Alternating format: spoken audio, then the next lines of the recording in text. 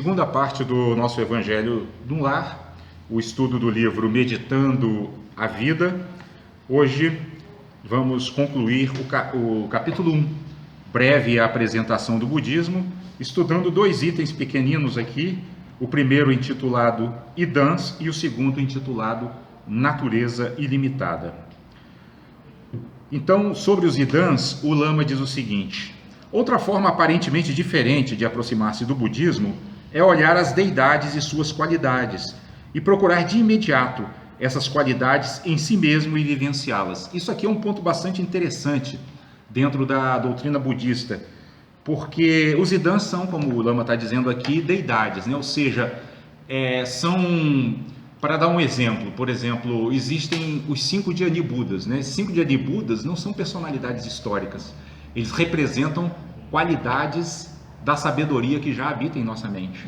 Então é como se fosse assim, nós temos dentro de nós, né, essa centelha luminosa, que por essência é pura sabedoria, né, e que pode se manifestar no mundo de 5 maneiras diferentes. Então essas 5 deidades, vamos dizer assim, esses 5 Dhyani Budas, né, eles representam esses 5 aspectos da sabedoria, que são a sabedoria do espelho, que é uma capacidade inata que nós temos de acolher, né? Então ela representa o acolhimento, né? A face da sabedoria que acolhe o ser, não importa como ele se apresente, a gente acolhe e procura ajudá-lo a se despir de suas obscuridades, né? Existe a sabedoria da igualdade, que é a capacidade de penetrar na mente do outro, né? E entender como ela funciona, entender como ela opera, entender como ele vê o mundo, e a partir dali também poder sustentá-la. Ela representa a sustentação. Eles até comparam, inclusive eu não disse os nomes, né? O Dhyani Buda, que representa a face da sabedoria do espelho, do acolhimento, chama-se Akshobhya, né? Eu depois vou procurar a tradução, porque os nomes também são muito significativos, né? É o Buda Akshobhya. Ele tem uma cor, a cor azul, né? Então tem toda uma simbologia em torno disso, né? E o que representa a sustentação, ele tem a cor amarela, né? Porque ele está muito relacionado com a terra. E é engraçado, porque na filosofia chinesa, que tem uma outra origem, a cor da terra também é amarela. Então provavelmente tem alguma coisa aí, que eu não saberia explicar, mas que a cor não é assim, vamos dizer, casual, né? Não é arbitrário, tem alguma correlação, né? Então Ratnasambhava é aquele que sustenta, Akshobhya é aquele que acolhe. Aí temos também o Buda Amitabha, que representa a sabedoria discriminativa, né? Então é bem curioso isso, pessoal, porque olha só, Amitabha representa a sabedoria discriminativa, essa face da sabedoria que consegue enxergar o que é o que no mundo, né? Que não se confunde com nada. Isso é curioso por quê? Porque o budismo fala, e isso não é só o budismo que fala, o cristianismo também fala, que tudo se origina num ser, né, que nós no espiritismo chamamos de Deus, que não é dual. Ele é uno, né? Ele é único. Não tem dualidade em Deus, né? Em Deus não tem bem e mal, né? Não tem alto e baixo. Ele é o uno que tudo abarca, né? Porém, embora ele seja o uno que tudo abarca, quando ele se manifesta, né, na linguagem bíblica, quando ele cria o mundo, né, o que acontece? Se manifesta a dualidade. A gente passa a ter noite e dia, alto e baixo, bem e mal. Então a sabedoria discriminativa é aquela sabedoria da lucidez, da clareza, né, da mente que consegue enxergar nessa dualidade e saber exatamente o que é bom em cada momento, o que é ruim em cada momento, o que é útil em cada momento, o que é inútil em cada momento, sem se apegar e sem se fixar numa norma abstrata, né? Do tipo assim, por exemplo, eu já dei o exemplo aqui, não matarás, né? Um dos mandamentos, né, da Bíblia. Mas nessa visão da sabedoria discriminativa, ela não tem assim um caráter absoluto. Por quê? Eu até já dei um exemplo aqui, né? Por exemplo, digamos um policial que está lá cumprindo com o seu dever, né? Ele percebe lá digamos um crime que está acontecendo, uma criança pequena prestes a ser estuprada ou morta mesmo, assassinada, né? E suponhamos que ele seja uma pessoa com uma prática espiritual elevada, né? E ele olha para aquela situação e qual é a visão dele se ele tem uma prática espiritual elevada? É proteger a vida, proteger a vida, né? Mas ele percebe que ali ele não tem outra forma de evitar, vamos dizer assim, a morte da criança que não seja matando o criminoso. Mas se ele faz esse ato, né, com a motivação interna, onde ele expressa isso, por exemplo, da seguinte forma: que pena que eu terei que tirar uma vida para proteger outra, mas que essa vida em outros planos se desenvolva, cresça, né, e se liberte dessas máculas que o levam a cometer esses atos maldosos. Pronto, ele está inspirado por Amitabha, ele conectou com Amitabha, ou seja, nós temos isso dentro de nós, né? Então ele discriminou claramente e tomou a ação que era a ação que tinha que ser feita, sem sentimento de culpa, mas com muita compaixão, não pela vítima, com compaixão tanto pela vítima como pelo agressor. Por quê? Porque a sabedoria discriminativa, ela consegue ver o que é o bem e o mal naquela situação, mas ela, como ela está conectada com essa sabedoria última que a gente chama de Deus, ela sabe que no final das contas tudo faz parte de uma mesma realidade, né? Tudo faz parte de uma mesma vida. Por isso, a pessoa que está inspirada por essa sabedoria, ele age dessa forma, ele lamenta, né, que ele tenha que tirar uma vida, embora ali ele saiba que ele não tem outra solução, mas ele deseja para todos, vítima e agressor, que todos se libertem do sofrimento, ou que diminua o seu sofrimento. Ele faz a ação no sentido de diminuir o sofrimento de todos, porque inclusive o agressor aí é impedido de aumentar o seu karma negativo cometendo um homicídio. Tem essa visão, é uma visão elevada, é uma visão muito elevada, né? Aí nós temos a sabedoria da causalidade, que é representada por Amoghasiddhi, né? O que é essa sabedoria da causalidade? Ela se resume no seguinte: ter a consciência de que nossas ações têm consequências.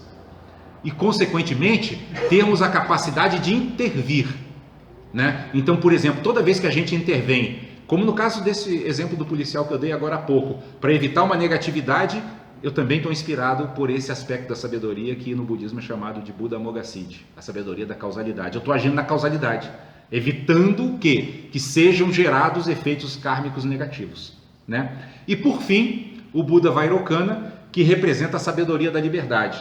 O que é a sabedoria da liberdade? É a nossa consciência de que nós não estamos presos a essa identidade terrena que a gente agora manifesta, né? Porque, por exemplo, já falei isso aqui também, né, em algumas reuniões nossas, né? Nós nem lembramos quem nós fomos em vidas passadas, né? A nossa identidade de vidas passadas, o nosso nome, as nossas posses, a nossa casa, a nossa família, as nossas relações parentais ficaram, né? O que passa de uma vida para outra é algo muito maior do que essa identidade que a gente está manifestando agora. Por isso que ela chama sabedoria da liberdade, porque eu me liberto de ficar fixado em algo pequeno, menor, embora valioso, porque temos que entender que nem o budismo nem o cristianismo desvalorizam essa nossa identidade terrena, pelo contrário, ela é uma das manifestações dessa centelha divina que existe dentro de nós, mas ela é apenas uma dessas possibilidades, não a única. Por isso quem se conscientiza desse aspecto da sabedoria não teme a morte, né? Por que não teme a morte? Justamente, a sabedoria da liberdade, porque eu estou livre do apego à minha personalidade. Eu sei que, vamos chamar assim, meu eu com letra maiúscula, né? O eu com E maiúsculo é muito mais do que essa personalidade que eu estou manifestando agora e vai seguir, né?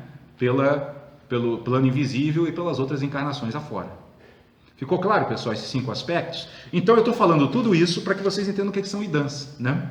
Na doutrina budista. Então não são assim aspectos exteriores a serem adorados, mas são representações, porque existem desenhos, né? Como eu falei para vocês, existem cores, existem conceitos, então são representações de aspectos da nossa mente que quando nós contemplamos, olhamos para eles, meditamos sobre eles, estudamos e refletimos sobre eles, nós conectamos com esses aspectos de sabedoria dentro de nós. Eles são ferramentas para a gente se conectar com os aspectos de sabedoria dentro de nós. Qual que é a cor da liberdade? Branco. Branco. E o Amoghasiddhi da causalidade é o verde. E o Amitabha, que é a sabedoria discriminativa, que eu também não falei, é o vermelho. Então são as 5 cores, né? Cada um dos Budas apresenta uma cor, né? Representando aspectos da nossa mente. É sempre muito importante isso. No budismo tudo está remetido à mente, né? Tudo que foi criado para facilitar nosso acesso aos aspectos mais elevados da nossa mente. É sempre assim, sempre.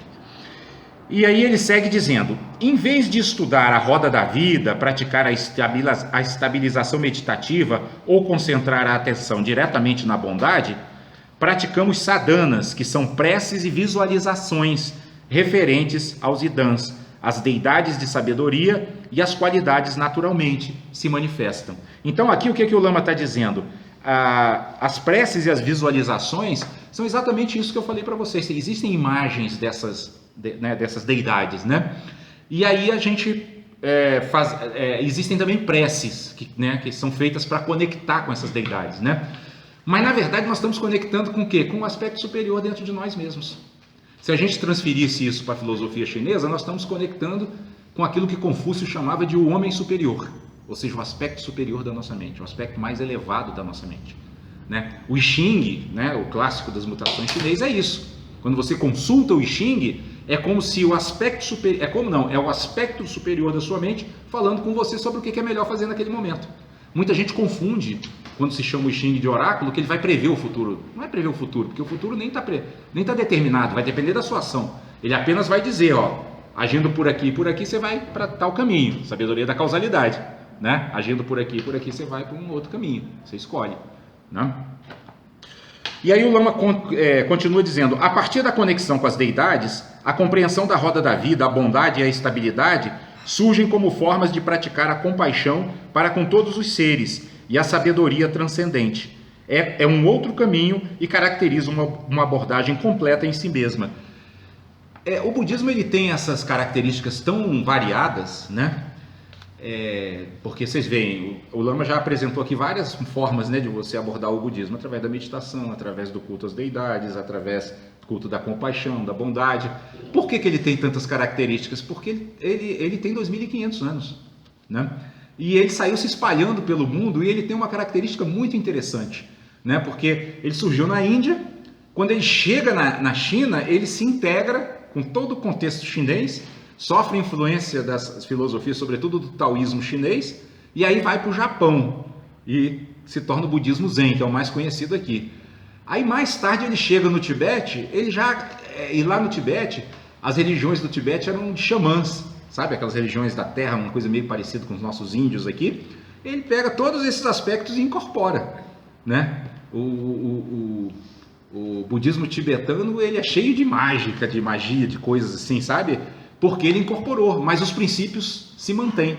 Os princípios básicos, né? O caminho óptuplo, aquela coisa toda, tudo se mantém, né? Então é por isso que ele tem essa diversidade de apresentações. E é por isso que o Lama, no início desse livro Meditando a Vida, ele fez esse capítulo breve, a apresentação do budismo, para a gente poder ter uma noção, ainda que genérica, de como é diversificado a forma, né, como o budismo atua para impulsionar a evolução espiritual dos seus praticantes, certo? E aí o Lama vai concluir esse capítulo falando sobre a natureza ilimitada.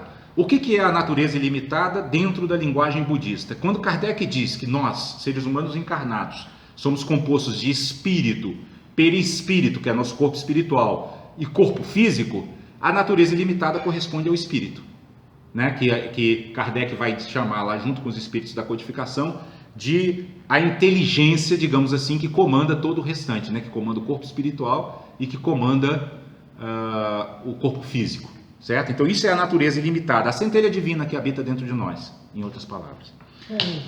Não entendi. É limitada ou ilimitada? Ela é ilimitada. Não, essa distinção é fundamental, né? Porque justamente o que vai caracterizar a nossa conexão com ela é que nós vamos passar a ter uma visão tão ampla, né, que não vamos ter mais nenhum tipo de temor, nenhum tipo de medo, porque o próprio nome está dizendo, ela não tem limites. Não há nada que a ultrapasse. Não há nada que possa se constituir em um obstáculo para essa natureza, né? Por isso que Jesus fazia todas aquelas coisas que para nós parecem milagres, porque nós operamos com essa mente comum. Ele já era conectado com essa natureza ilimitada, ele não tinha limites para isso. Então ele botava a mão no cego, o cego enxergava, o leproso curava, né? Lázaro, que estava já, segundo a narração do Novo Testamento, apodrecendo, ele ressuscita. Como? Não tem limite, não tem morte, não tem vida. Quando a gente atinge esse ponto, a gente supera toda e qualquer dualidade. Toda e qualquer dualidade. Ela abarca tudo, né? É nesse sentido. E é por isso que não pode se ter definição sobre ela. Percebe? Não sei se vocês entendem isso. Porque se eu defino alguma coisa, né, eu digo aqui, ó, isso é um livro. Um livro é algo que tem uma capa, que tem... Aí eu estou excluindo todo o resto. Então a minha definição, por definição, ela limita. Inclusive quando a gente estuda, eu fiz curso de letras, eu estudei metodologia científica, né? Lá se diz, o que é a definição? Né? O que é o conceito? É você limitar, né? Então eu conceituo um celular, eu conceituo um livro, eu conceituo um óculos. Na hora que eu conceituo, isso aqui é óculos, o resto tudo está excluído. Agora, quando eu vou falar do ilimitado, ele não pode ser definido. Se ele não pode ser definido, não pode ser expresso na nossa linguagem. A nossa linguagem ela não comporta. Cada palavra se refere a um conceito. Então não tem palavras para a gente falar sobre isso. Por isso que na sabedoria chinesa taoísta, Lao Tse vai dizer: aquele que conhece o tal não fala sobre ele. Aquele que fala sobre ele não o conhece. Né? E hoje a gente está tendo um fenômeno muito pernicioso para a nossa sociedade. É que ao invés das pessoas estarem procurando ser a imagem e semelhança de Deus, elas estão fazendo Deus a sua imagem e semelhança. Então a gente está vendo uma porção de gente aí usando muito a afirmação de Jesus: conhecereis a verdade e a verdade vos libertará, se referindo às suas verdades limitadas. E Jesus não estava falando sobre isso. Jesus está falando exatamente sobre a verdade que a todos abraça, sobre a verdade que a todos acolhe. Então qualquer verdade que alguém vier dizer que é uma verdade, mas que exclui, que cria inimigos, que cria seitas, não está falando do Evangelho. Né? Eu achei muito engraçado. Depois, se vocês tiverem oportunidade, assistam um vídeo chamado Guerra Santa, é de humor. É muito, muito engraçado. É o Gregório do Vivier, né? Então ele brinca com essas concepções falsas, sabe, de religião de uma maneira muito engraçada. E num determinado ponto do vídeo, ele diz assim, olha pessoal, depois de falar sobre todos esses absurdos que as pessoas fazem em nome da religião, ele fala assim: ó, qualquer coisa, ó, lançaram agora uma biografia aí, dá uma lidinha, Novo Testamento. É só ler lá que vocês vão ver. Mas assim, você morre de rir o vídeo inteiro, sabe? Ele é muito inteligente, ele consegue fazer um humor muito interessante. Muita gente pode pensar assim: poxa, um herege, né? Brincando. Não, ele está brincando com as concepções confusas das pessoas, não é com a divindade. Ele pode ser até ateu, não importa também. Para quem é realmente espiritualista, isso não importa, né? Mas é engraçado a gente rir da nossa própria ignorância espiritual. É muito engraçado isso, sabe? Tem na Netflix? No YouTube, Guerra Santa. Bom, então natureza ilimitada. Existe ainda outra forma de praticar o budismo. Resumidamente, compreende-se o primeiro passo do nobre caminho óctuplo e utiliza-se a vontade de superação da experiência da existência cíclica como combustível poderoso para penetrar nas práticas de meditação na perfeição de todas as coisas. Não vamos usar conceitos de amor e compaixão. Não vamos praticar virtudes nem a supressão das não virtudes. Focamos diretamente a natureza ilimitada. O reconhecimento da natureza ilimitada produz a superação de todas as prisões e karmas. Nada mais é necessário. Esse caminho no budismo, em tibetano eles chamam de Dzogchen, que significa o caminho da grande perfeição. Então é como a proposta ela se resume de uma maneira muito clara, né? Vocês veem que ele está falando de natureza ilimitada. E o que a gente sempre diz aqui? No nosso nível evolutivo, nós ainda não conectamos isso como Jesus conectava, né? Como o Buda conseguiu conectar também depois que se iluminou. Nós não fazemos isso. Mas o que o Dzogchen propõe? O que o sistema da grande perfeição propõe? Que a gente já haja a partir dessa visão, né? Ou seja, que a gente a pratique no nosso dia a dia, né? Então toda hora que surgir uma situação onde a gente se vê presa dessa dualidade, gosto, não gosto, isso aqui serve, isso aqui não serve, eu consegui exercitar, né? Para dar um exemplo bem prático, aquela questão da fila do mercado que a gente comentou aqui outro dia, né? Que a fila está enorme, tem um caixa lá que está batendo papo, não tá, e eu estou aqui super ocupado, cheio de preocupações, cheio de coisas para resolver, e começa a ficar com raiva, né? Com raiva daquele caixa que, puxa vida, podia estar atendendo todo mundo, né? Ver que a gente está esperando aqui. Nessa hora eu posso fazer esse exercício, né? De tentar olhar para a situação me distanciando das minhas opiniões a respeito, né? E procurando olhar aquilo com até com essas sabedorias que eu citei agora há pouco, né? Com aquela primeiro acolher a situação, né? Como se diz assim, como que eu acolho uma situação como essa? A sugestão dos mestres espirituais é dar um bom nascimento. O que é dar um bom nascimento? Olha só como é simples isso. É eu olhar assim, em vez de dizer assim, poxa, mas que preguiçoso, né?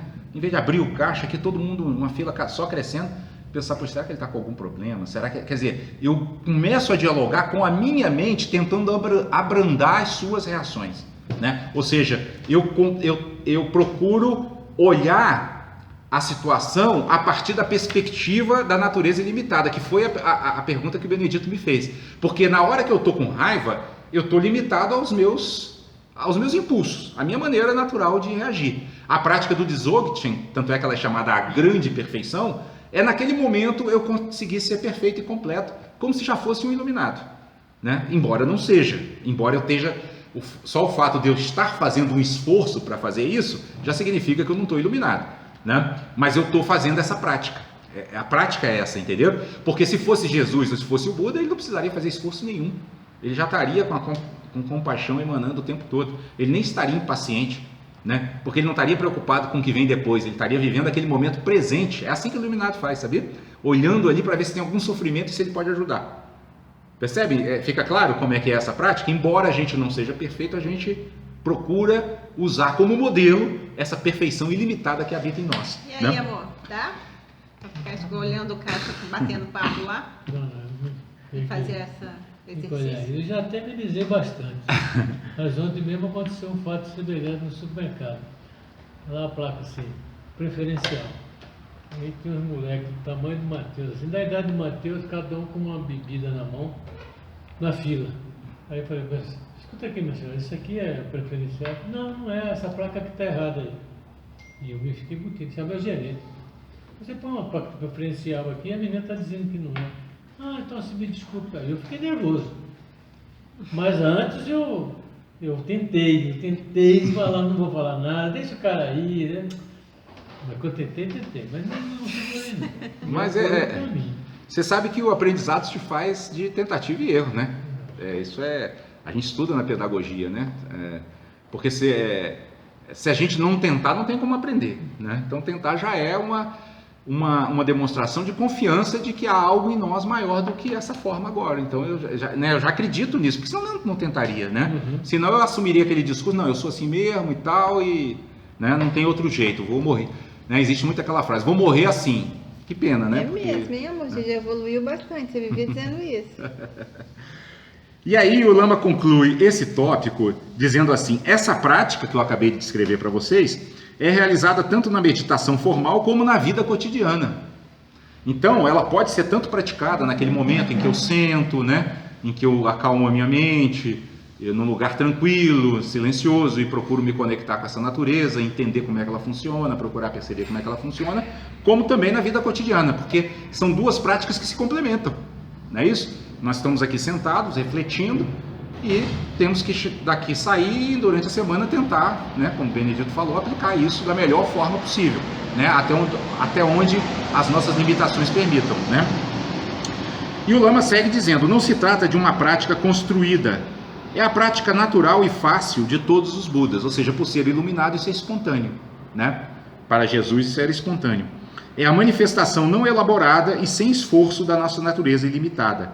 Seria como entrar diretamente na 8ª etapa do nobre caminho óctuplo. Então, essa proposta de abordagem do budismo, a partir da natureza ilimitada, é como se fosse assim, vamos começar logo do topo, né? Não vamos perder tempo não, né? Vamos ficar, né? Tal. Construir a casa pelo telhado. É mais ou menos isso, de construir a casa pelo telhado. E é curioso, porque o Lama Padmasambhava, ele usa muito isso, sabe? Ele insiste muito nisso. Então ele diz assim, ó, a gente faz assim, a gente propõe logo o melhor, para ver quanto mais rápido melhor. Nós queremos nos libertar do sofrimento. Aí não deu, a gente desce um degrau. Não deu, a gente vai descendo, vai descendo. Então ele conta a história, por exemplo, dos primeiros, aqueles discípulos bem mais antigos, né? Por exemplo, acho que esse episódio aconteceu na China. Tinha um mestre muito famoso chamado Bodhidharma, sabe? Ele inclusive é muito cultuado nas artes marciais, no Kung Fu, etc. E aí um general que se desiludiu com a vida, sabe, falou assim, não, eu não cansei, né? Nós estamos inclusive estudando aqui, não se pode servir a Deus e a Mamon, né? Mamon na linguagem oriental é Sansara, né? Então ele se desiludiu e falou, Bodhidharma já era muito conhecido, ele foi procurar Bodhidharma. Falou assim, mestre, aliás, num primeiro momento, ele chegou perto, os mestres são muito assim, sabe? Primeiro ele vai testar se você quer realmente aprender. Não deu a mínima bola para ele, né? Mas ele ficou lá sentado, dias a fio. Aí o Bodhidharma percebeu, ele não vai sair, você não sai daí, então tudo bem. Eu vou te dar um ensinamento, mas é uma pergunta só, né? Uma pergunta só, você tem direito a uma pergunta. Qual é a pergunta? Não, mestre, você pode me tirar do Sansara?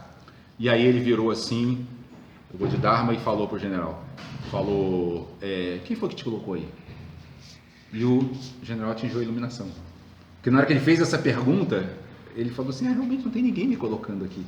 Isso é um modo de operação da minha mente, né? Agora, o que o Lama faz as brincadeiras com isso? Ele falou, naquela época era assim, uma frase, uma pergunta. Hoje a gente tem que montar uma porção de coisas, porque nós estamos numa época de decadência materialista tão grande, que hoje a gente precisa de uma porção de coisas, sabe? Precisa de método X, método... Né? O Tibete mesmo, o budismo tibetano, ele já é cheio de práticas de visualização, de não sei o quê. Isso parece que para a nossa mente comum, parece assim, é mais rico, é mais complexo, não significa que são mais atrasados, estão precisando de muito mais. Sabe, é igual criança na educação infantil, que você tem que fazer uma porção de brincadeira, uma porção de corzinha, uma porção de material concreto para eles aprenderem. É mais ou menos isso. Nós estamos no jardim de infância, então é só para mostrar o que essa prática do Dzogchen propõe. Ele propõe começar lá de cima, né? Começar já do topo, né? Mas Jesus faz isso de vez em quando. Quando ele fala assim, o reino de Deus está dentro de vós, o que ele está falando para a gente usar, para a gente olhar? O reino de Deus dentro de nós, o que é? A natureza ilimitada. Deus é o ilimitado, é o infinito. Então Jesus também, em muitas circunstâncias, ele apontou para isso, para essa prática direta, sabe, rápida. E aí aquela coisa que ele falava também, porque ele era um bom professor, né? Então ele dizia assim, veja quem tem olhos para ver, ouça quem tem ouvidos para ouvir. Mas como ele era muito compassivo, aqueles que não tinham ouvidos para ouvir nem olhos para ver, aí ele já vinha fazer um sermãozinho da montanha, fazer um negocinho mais acessível, né? E aí ia descendo o nível para alcançar também aqueles que ele muito amava também e que ele chamava de os mais pequeninos.